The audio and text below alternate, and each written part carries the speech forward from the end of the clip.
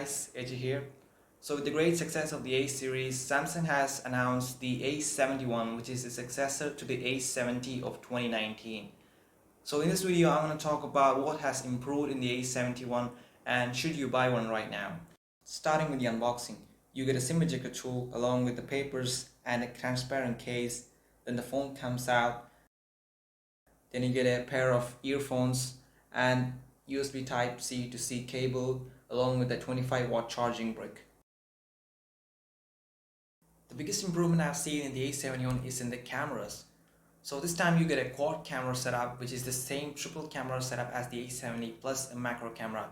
So you get a 64 megapixel main camera, a 12 megapixel ultra wide camera, 5 megapixel depth sensor and a 5 megapixel macro camera. The main camera is a 64 megapixel sensor, which is twice the megapixel count as the A70, and also the sensor size has increased in size. As a result, you get better low light photos along with less grainy images, and the images are way more vibrant. The ultra wide camera is a 12 megapixel and that also has improved in resolution. The dynamic range has improved a lot and pictures are more usable. And also there is a transition when you're switching between the main camera and the ultra wide camera, which takes a little bit time. That affects when you're taking videos and switching lenses, and also if you want to take quick photos while switching lenses. And there is a new 5 megapixel macro camera which takes photos that are grainy when there's not enough light and the colors are off, and you can really get that close to the subject. In terms of video, both the ultra wide and the main camera can now record at 4K at 30 fps, but the autofocus is still laggy in low light situations. There is a super steady video mode which uses electronic image stabilization, and that does stabilize the videos with a little bit sacrifice in quality. The rectangular camera module and the small rings around the lenses make the A71 look on par with modern flagships.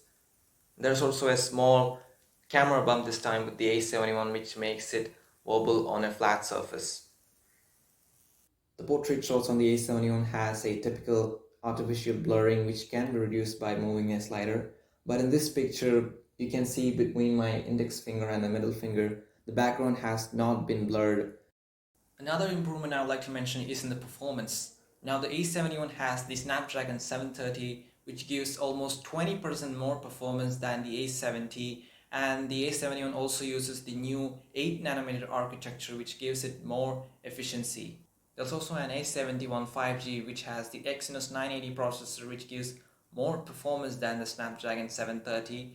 The only reason to buy the A71 5G is that you get 5G, extra performance and an aluminum frame, which cost almost $150 more than the regular A71. And I don't think it's worth spending the extra money unless you use 5G and there is 5G in your location. Talking about the display, the A71 has a Super AMOLED Plus display, which is a slightly advanced version of the Super AMOLED seen on the A70, but the resolution is same at 1080p and you really can't find any difference except for the punch hole on the A71 instead of the notch on the A70.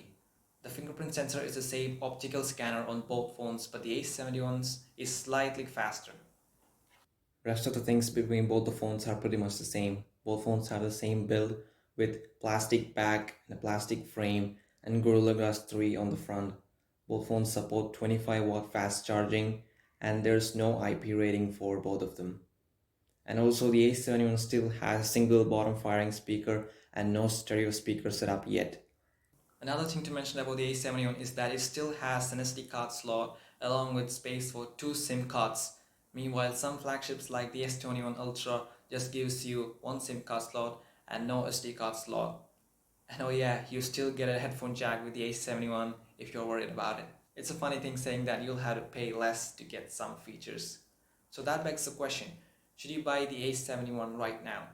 And I would say probably not. That's because the difference between the A71 and the A70 is not that significant.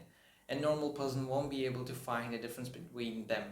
If you're using an A50 or A70 and you want to upgrade your phone and you choose it to be a Samsung phone, I won't recommend the A71 because it does not have any special features so that it could edge out the competition right now.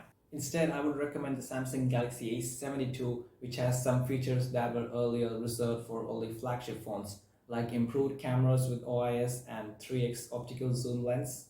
stereo speakers, IP rating, and a high refresh rate display, and also packs in with charging brick and headphone jack.